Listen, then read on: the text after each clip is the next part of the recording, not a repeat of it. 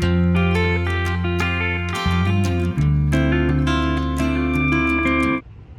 boys and girls. So, I got pulled over, but it's all good. So, apparently, at some point after sunset, since my last video where I pulled over and had my 30-minute break and walked around, I had a blown fuse. The running lights on the back were not working. Brake lights had power when I applied them, but the running lights were not. Running lights on the side of the trailer halfway were not working. So I'm going to show you. Don't know why it happens, but this is not the first time, so I'm going to show you guys. It happened to Max as well, with these boat trailers, and it's happening now with Max 2.0. So here at the foot, by basically, if you had a clutch, it'd be right here by your clutch pedal, but it's not. It is. Let me turn my flashlight on. Get some light on the subject, as they say. All right. I don't know if it's going to focus, but anyway, let me flip the camera around and I'll show you what's up. All right. Right there at N20. N20. Where is it at? Right there. N20 is a 15 amp parking light for the trailer. All right. It is that little blue one right there where my flashlight's at. All right. So get yourself a test light. This bottom row right here are extra fuses. And wouldn't you know, this guy's gonna run his motor. So ground your test light. Go to the fuse.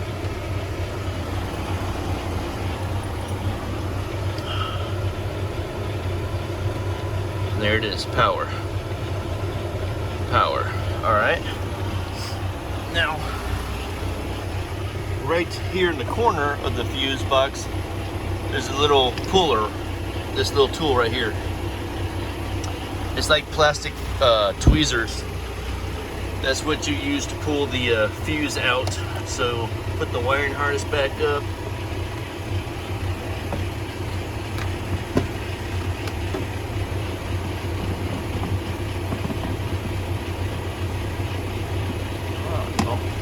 Backwards. Yep, that's it. So let's see if I could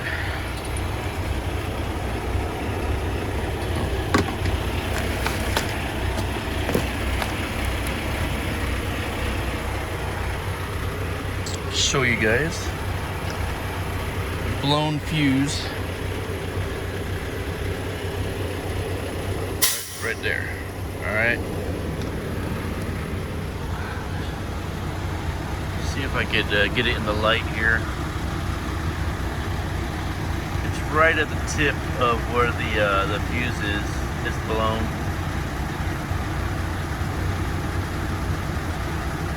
Right there.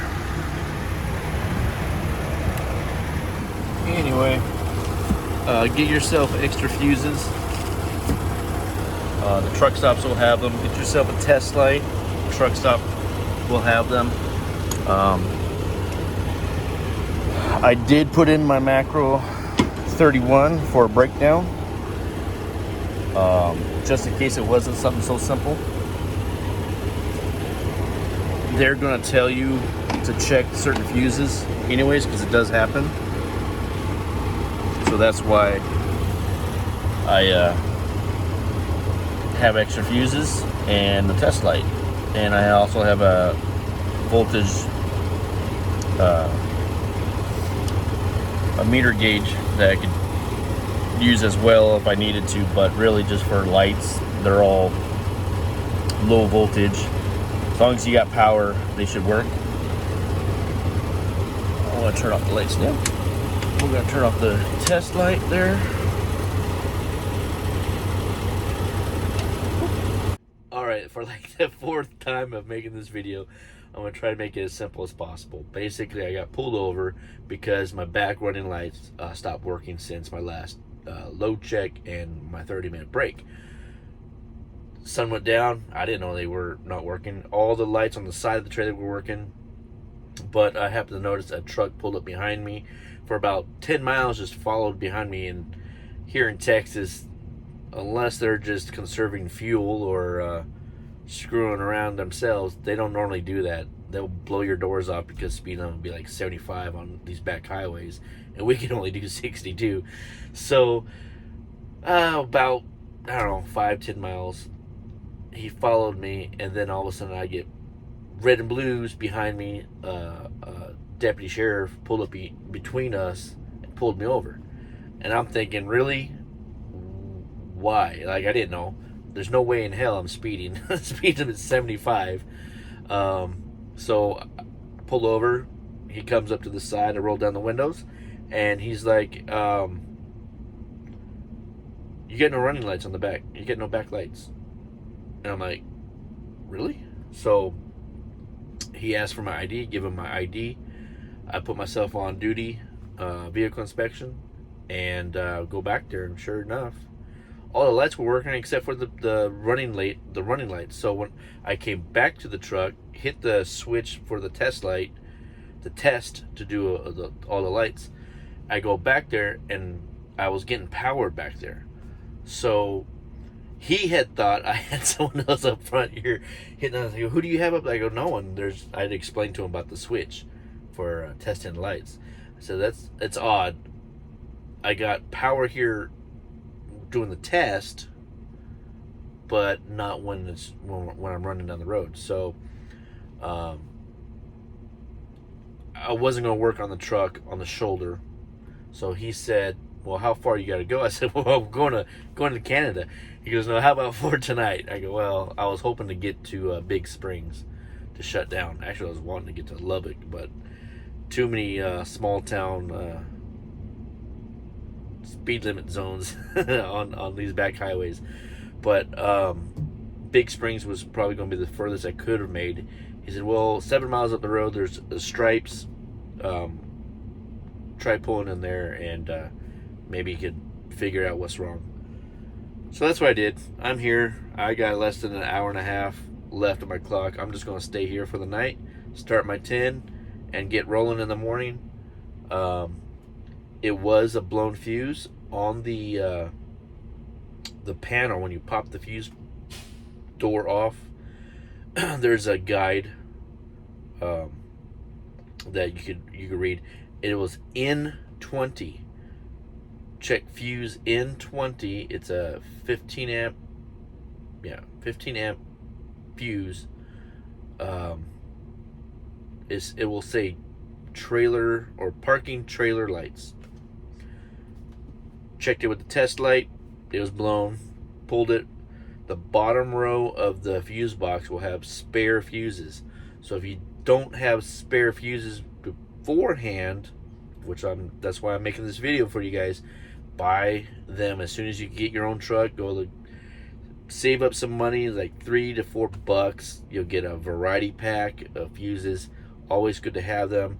Hit up Harbor Freight for these tools. Cheap tools save you lots of time on the road, lots of money, a lot of breakdown.